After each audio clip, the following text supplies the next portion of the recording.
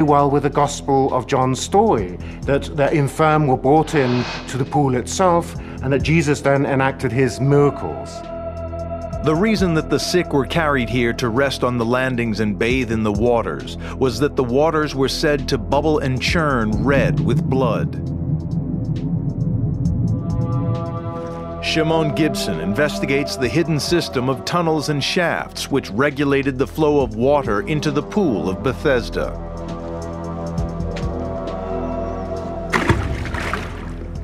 This was what produced the pool's famous bubbling. This is the area of the sluice gates, and you have two openings, one larger one at top, another smaller one at the bottom. The sluice gates gave precise control over the depth of water in the pool. They were accessed via a vertical shaft sunk through 50 feet of rock. If I can, let's see, here we are. So to demonstrate how people would have climbed up and down this shaft, I'm climbing up here, and it's roughly about this level that a pulley system would have been utilized. They would then extract the plug. It was hard work, but it was an ingenious system. Shimon has also found an explanation for the apparent presence of blood in the water. Here in this rock-cut wall, you can see here this fissure, and within the fissure is this reddish soil. Within the barrier wall, within a tunnel which was cut through between the two pools, the soil is even redder. When the water was flowing through from the northern pool, those who were coming down to be purified would have thought that perhaps blood was emerging from the water.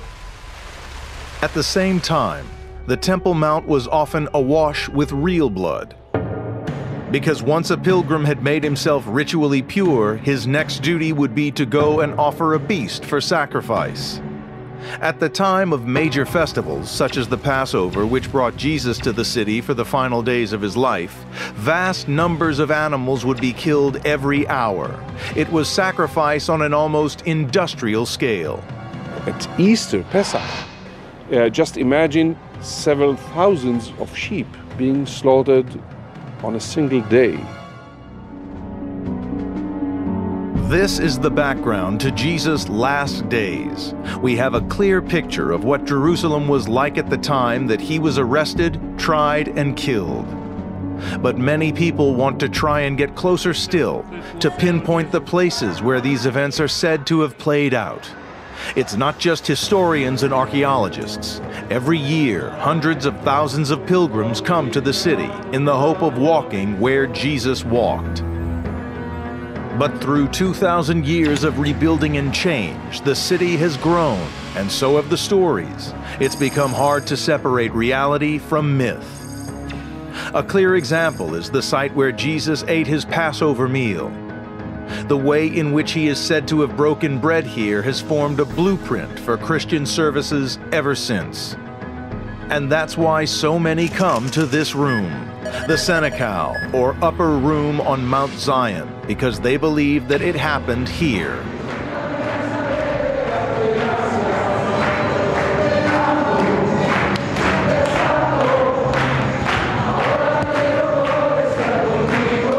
The architecture of the room that is today identified as the site of the Last Supper is clearly much later than the time of Jesus. The arches, or the vaults of the room, which are ribbed, are distinctively Crusader in style. And that's an architecture that won't come along for another 1,000 years after the time of Jesus.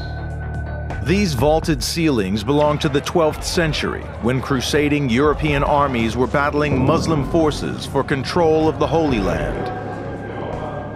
We have no archaeological evidence that the Last Supper took place in this room or even on the site where the room is located. It's just a tradition that has come to identify this spot as the site of the Last Supper. This site was the location of one of the earliest Christian churches, but there's also been a mosque and a host of other buildings here. It's likely the Last Supper was in one of Jerusalem's private houses. It would have looked completely different than the church. because it would have been in a simple house. The roofing would have simply been flat wooden beams covering the ceiling, and nothing like the arches and vaults that you see today. The Gospels say after the Last Supper, Jesus went with 3 of his disciples to the Garden of Gethsemane.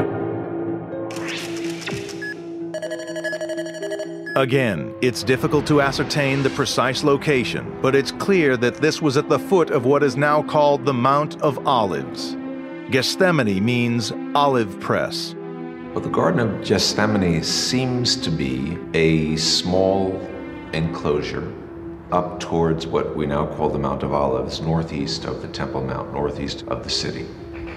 And that seems to be the place out to which Jesus went to pray on the night before he was captured. After a night spent in meditation, he is seized by men acting for the temple authorities. Jesus is apparently apprehended in the Garden of Gethsemane just before dawn, that darkest hour before the dawn. And the question is, where is he taken? This is the final challenge for investigators, to map the sequence of events known as the Passion of Christ. 2,000 years on, they will try to retrace the path that led to Jesus' crucifixion.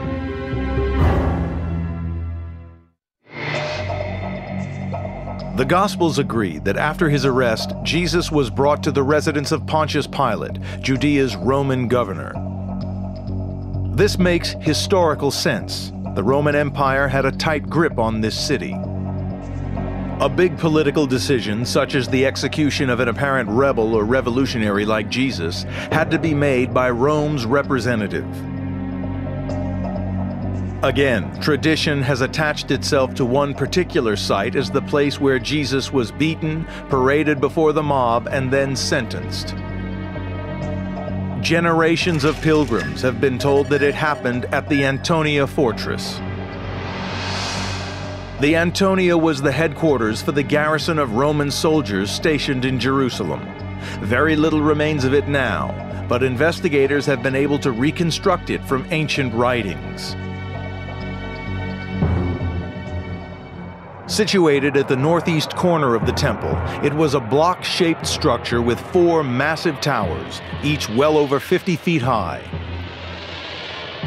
As such a strong image of Roman domination, it's clear why the Antonia came to be associated with Pilate and the trial of Jesus. Today, almost nothing of it remains. Looking for hard evidence, Jody Magnus heads to a paved area identified as the Lithostratus, supposedly attached to the fortress and the place where Jesus was crowned with thorns. The Lithostratus is mentioned in the Gospels as the site where Jesus was sentenced to death by Pontius Pilate, and so modern Christian pilgrims to Jerusalem revere this site. The problem is that the science just doesn't support this part of the traditional story. In fact, we know from archaeology that this pavement didn't exist in the time of Jesus. It was laid later in the 2nd century AD by the Emperor Hadrian as part of a marketplace that he built here. For centuries now, pilgrims have walked a route beginning at the Antonia, down which Jesus is said to have carried his cross. This route is called the Via Dolorosa, the Way of Sorrows.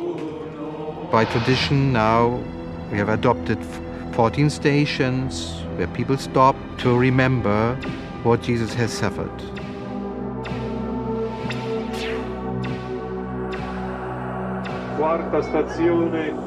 But there is little to prove that this is the right route. People who believe they are following the footsteps of Jesus to the point and place where he's confronted by Pontius Pilate, where the soldiers hold him in captivity, where they jam the crown of thorns on his head, may be mistaken. The idea that this is the route that Jesus took is based on a simple misconception, that Pilate's residence and the headquarters of his troops were the same place. Actually, records suggest that Pilate probably lived in another building, a palace constructed by Herod. We now know that contrary to medieval tradition, the trial of Jesus would have taken place within the old palace of Herod the Great, the Praetorium, where the governor Pontius Pilate, coming up from Caesarea, would have been lodged. No trace of this palace has been found, but we do know that it stood to the southwest of the temple. And if this was Pilate's residence and Jesus was brought here, then his final journey did not follow the Via Dolorosa. Modern Jerusalem is not the city that Jesus knew, and it is almost impossible that anyone could now walk the exact path that Jesus took.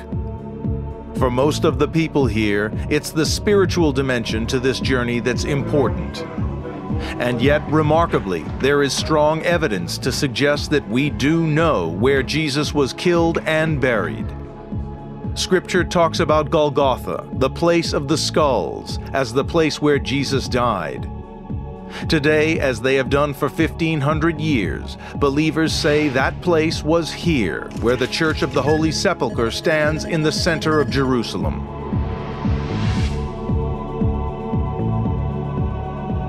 It is thought that this place only became a church 300 years after the death of Jesus. But some scholars have argued that it couldn't be the true site of Jesus' death and burial, because the Gospel says that these events took place outside the city walls, since Jewish law forbade either execution or burial inside the city. In the case of Jerusalem, the configuration of the city was different then, and that the site of Golgotha was outside the city at the time of Jesus, but subsequently, of course, it's within the bounds of the city. What we do know based on archaeological excavations is that the area of the Church of the Holy Sepulchre, in particular the rotunda, was part of a larger cemetery. In other words, this was an area that was beyond the city walls. It was not within the city. At a spot on the edge of the church, Jody Magnus finds proof that burials did take place on this site 2,000 years ago. What we see here is an example of a typical Jewish tomb in Jerusalem in the time of Jesus. These tombs were typically rock-cut tombs with burial niches or loculi cut into the walls of the burial chambers. All the facts fit. The weight of the evidence suggests that this really might be where the burial took place. The location of Jewish tombs on this spot is as close as we can get archaeologically to saying that this is the authentic spot where Jesus was crucified and buried.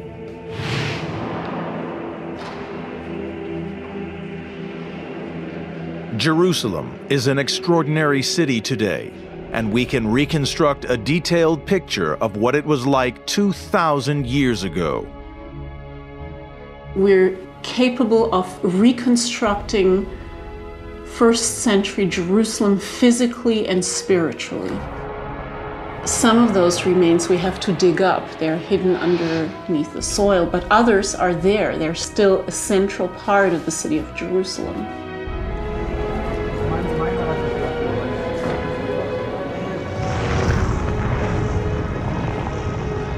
By rebuilding it, we get a glimpse of a time and a life that, whatever we believe, played a massive part in shaping our world.